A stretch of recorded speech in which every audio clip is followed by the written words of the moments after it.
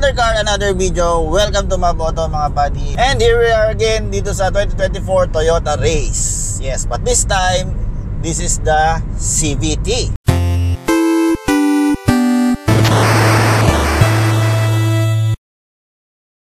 So, na-review ko na yung Race E na manual. This time, CVT naman tayo. Kung di nyo pa napapanood yun, just click this pop-out banner here, mga buddy. O kaya, naglagay ako ng link sa description box sa baba para mapanood nyo pagkatapos ng video na to.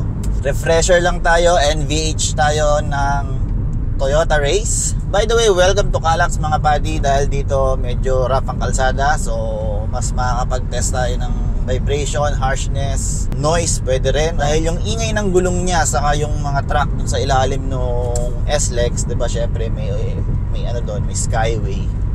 May ingay pala to sa loob. Oh. Refresher lang, mas maingay siya kumpara sa ibang mga kotse. Rinig na rinig ko yung truck, yung motor. So noise level, we're driving at 100 kilometers per hour. May naririnig akong yes, parang dito nang gagaling. Pero so far tahimik naman yung gulong niya dito sa sementadong kalsada na to ng Calax. Engine noise tahimik, pero once na nag power mode ka, syempre tataas yung RPM. Dito lang yung power mode niya, pipindutin mo lang dito sa manibela. O tataas yung RPM para lagi kang nasa ingay yun. Siyempre, pag pinatay mo yung power mode, balik ka sa normal mode with eco, automatic eco mode, bababa yung RPM. Tahimik siya, tahimik ang makina. Alam niyo naman, pag mga CVT, ganyan ang mga CVT. Vibration at 100 kilometers per hour sa engine, hindi mo ramdam eh. Pero ang vibration nito, pag nasa, halimbawa, nakatigil ka or nasa traffic ka, ramdam mo, may vibration talaga sa buong kaha or dito sa loob. Dahil 3-cylinder nga siya, hindi gaya ng ibang car manufacturer na nakagawa ng magandang balancer sa cylinders niya, dun sa shaft niya, or magandang engine support. Dito ramdam mo yung pagiging 3-cylinder niya, especially sa traffic. Maganon yung kotse. Harshness, nakaramdam ako kanina pag nalulubak ako sa S-Lex, yung mga biglaang kablag, medyo matigas eh. Matigas yung dump niya, yung push ng shock pataas. Siyempre, absorbe niya yung lubak. Medyo matigas yung ganun, mga buddy. Pero mas mararamdaman natin to sa sungay. And since this is the CVT nga, mas matetesting natin yung CVT niya, paano siya magre-react sa sungay. And siyempre, dyan sa Sampaguita Burgrain. Anyway, performance testing tayo ng handling and braking test dyan sa may Sampaguita Burgrain. Welcome to Sampaguita Burgrain again mga buddy, where I drive pretty fast to check cars handling. Yun ang tinetest ko dito. Kaya may kabilisan. Ito na, medyo rough yung kalsado. Nararamdaman ko yung nakikita nyo dito. Medyo mabilis tayo mag-drive dito, but on the safe side naman tayo. Kung magdadrive kayo ng ganito dito sa mga twisties, lagi kong pinapaalala, kainin nyo yung kabilang linya. Kung hindi blind, saka kung tanaw nyo sa malayo. Kung di nyo tanaw, huwag nyo kakainin yung linya. Meron tong power mode. Yung manual kasi, bahala ka sa buhay mo. Ito, merong power mode. Pipindutin mo lang sa manibela. At dito, ito, power mode.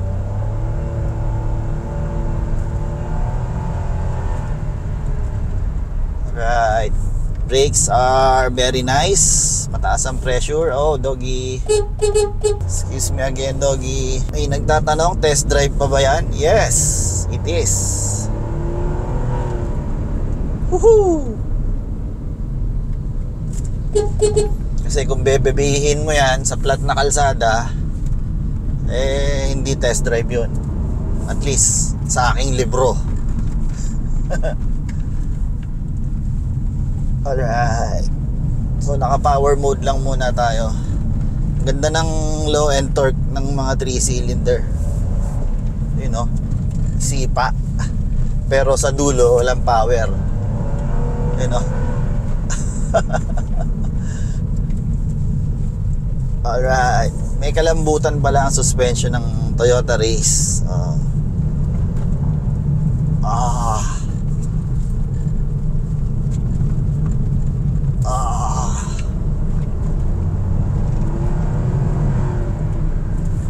Switch tayo sa manual mode.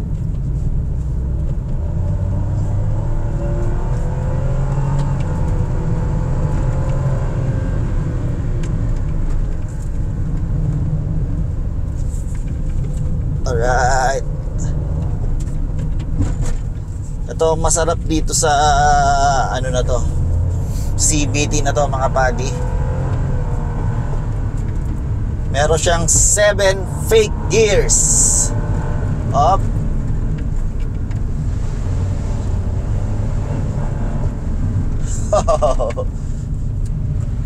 Turn off natin yung traction control. Nag-i-interrupt eh. Doggy, excuse me.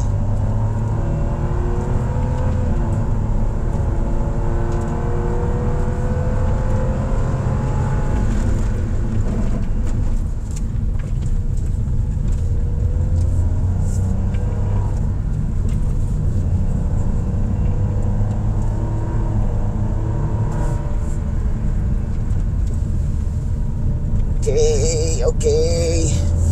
May kalambutan ng suspension niya. Kaya pala pinangtatapat ng Sonet ang kanilang Sonet sa race. Kasi halos pareho sila ng ride. Bato. Alright.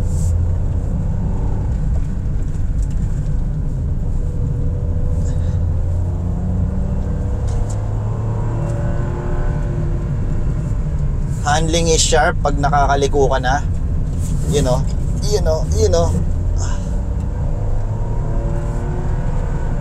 And tires are Bridgestone Toranzas.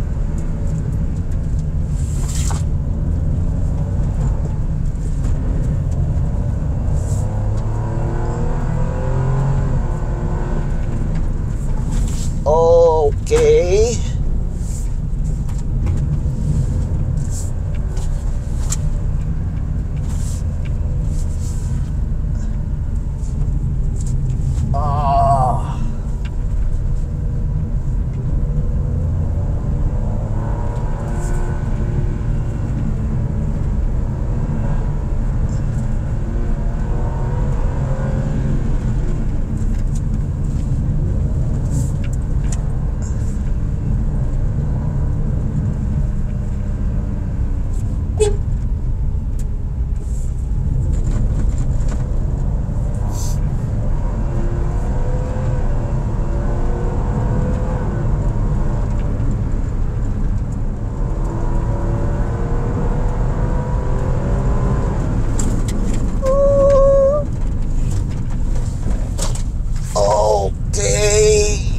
Hindi ko na seatbelt yung bag ko.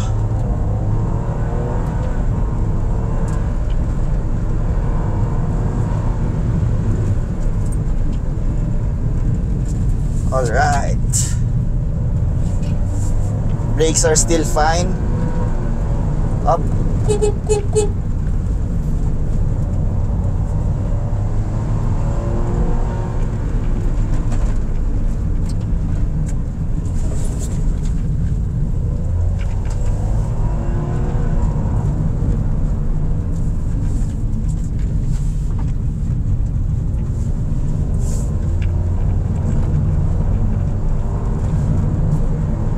Sa mga maliliit na liko, hindi ganun ka-sharp yung manibela or yung turning niya, turning ability. Hindi siya ganun kasigla. Pero once na malaki na yung angle, yun, okay naman. Steering angle.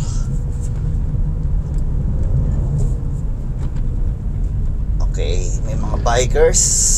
It's a weekday.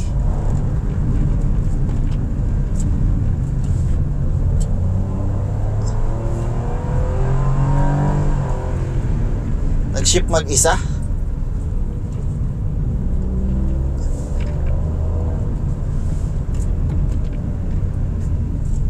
Bakit ganon? Nag-shift siya mag-isa sa third gear.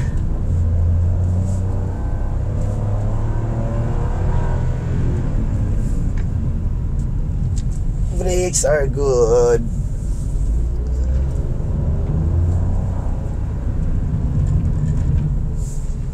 Okay, tanaw.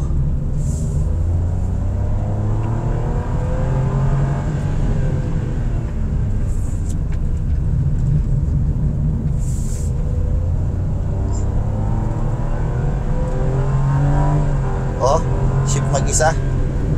Naka-manual mode ako eh. So, ganun pala behavior niya. Kahit manual mode, nagsiship mag-isa.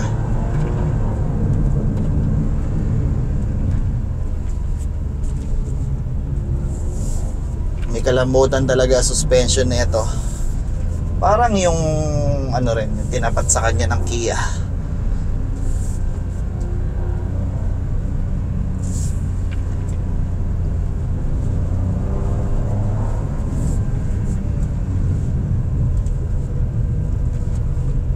Okay. Tires, maganda grip ng tires.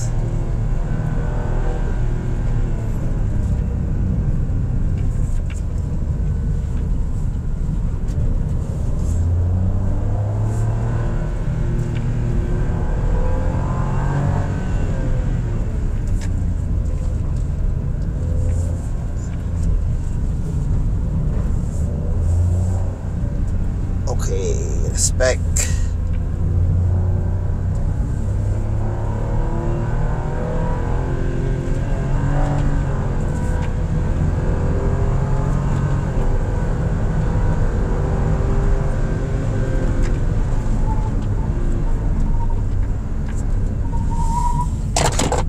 Okay. Gamit ko, tumitilabo na.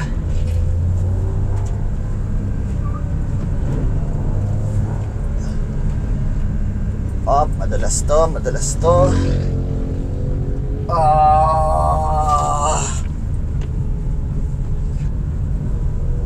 Okay. Spec. Spa preno.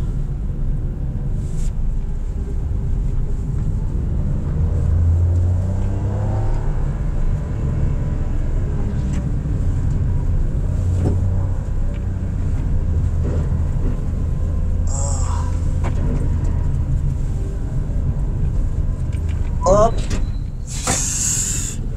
Sinasabi, kumakain ng linya.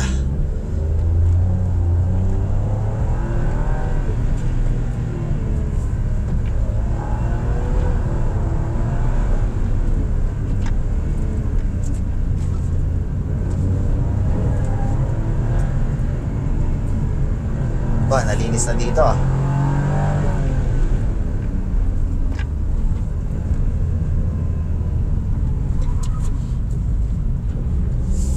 Okay.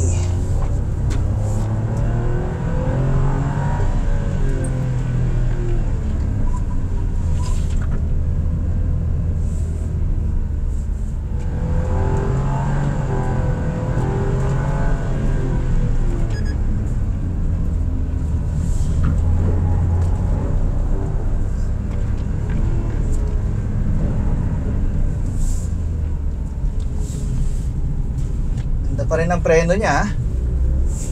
Wala pa ako na-encounter na traffic.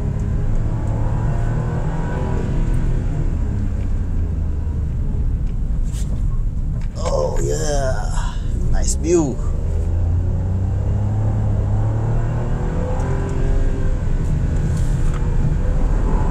Oh, malikabok.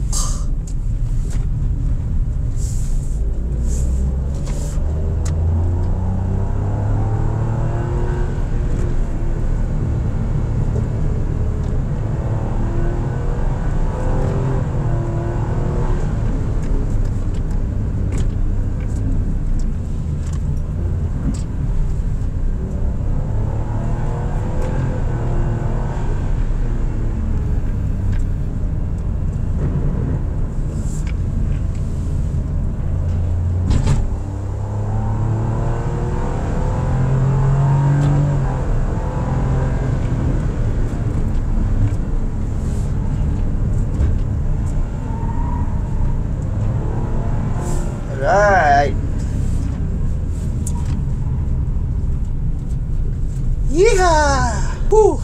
Lakas pa rin ng preno. So nagsiship pala siya mga buddy automatically kahit naka-manual mode ka sa CVT niya.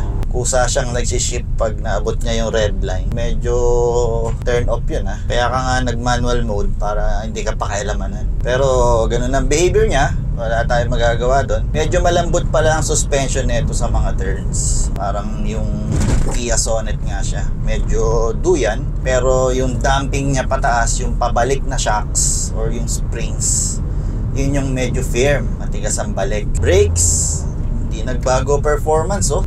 Oh. Malakas pa rin. Steering is okay naman. Sa center, medyo patay siya sa center. Medyo wala masyado nangyayari. Pero pag medyo lumalaki na yung steering angle, yun, doon siya lumiliko ng sharp. And wala talaga siyang torque sa higher RPM. At least hanggang 4,500 yun may torque. Paglagpas doon all the way to 6,000 RPM, flat na yung torque niya or pababa na. Halos hindi mo na maramdaman yung hila. But anyway, papakita ko sa inyo yung sinasabi kong matigas na kick ng suspension niya dyan sa may Sungay. Welcome to Sungay mga padi. Ito yung kalsadang puro hairpin at napaka-rough na na surface. Sementado siya pero ewan ko anong engineering ang ginawa dito. Bakit napaka-rough nung kalsada dito. Sobrang rough. Testingin natin dito is harshness mostly, saka yung transmission kung paano siya magre-react sa mga paakyat. Ship siya kasi sumisikip yung belt. Ito, paahon.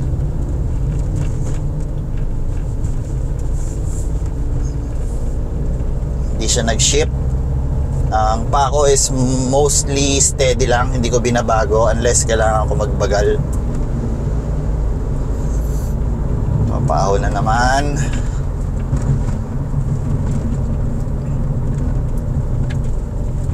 Yan, paahon. Yun, medyo nagsikip. Yan na. Dito rin yung vibrato test natin. In 3, 2, 1.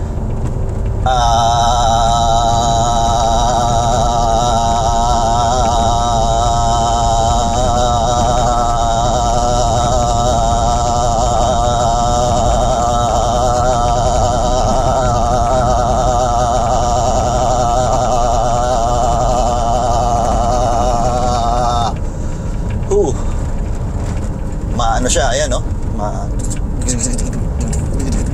Ganon. Naka-normal mode lang tayo sa transmission. Hindi ako nagpipindot ng power. Pero mamaya magpipindot tayo ng power. Tingnan natin kung anong gagawin niya. Ito, paahon. Tarik to. Mukha lang hindi sa camera pero matarik.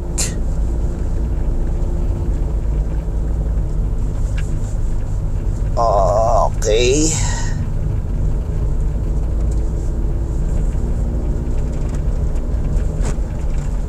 Kaakyat naman. Although wala tayo sakay, nag-iisa lang ako. And we have 2 bars left sa fuel tank. Sa gauge niya, yun ang naka-display. Ayun o, yun yung harshness na sinasabi ko. Yung kick niya may katigasan. Pag nadadaanan niya yung mga ubod ng rough surface. Pero pag dumadaan siya sa mga lubak, duyan muna. Pero pag yung sunod-sunod na ganun dito sa loob mga body, ganun din yung feeling. Ma-vibrate. Ayan o.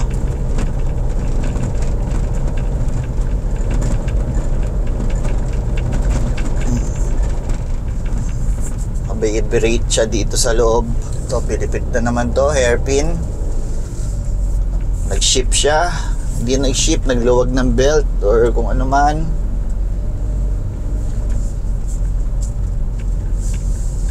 Maahon naman. Siyempre pag inapakan mo yan, inapakan ko yon. Kaya medyo umingay yung makina. Yan. Dito na tayo sa may view deck na hindi na view deck. O, tinakpan na eh. But anyway, more hairpin at akyatan sa Sungay. Testingin naman natin power mode. Ayan. Power mode siya. Diyan sa gauge nakalagay PWR. Power. Pag naka-power mode siya sa transmission, laging mataas ang RPM. Bitaw sa throttle. Akyat. Konting apak lang. Mataas na yung RPM.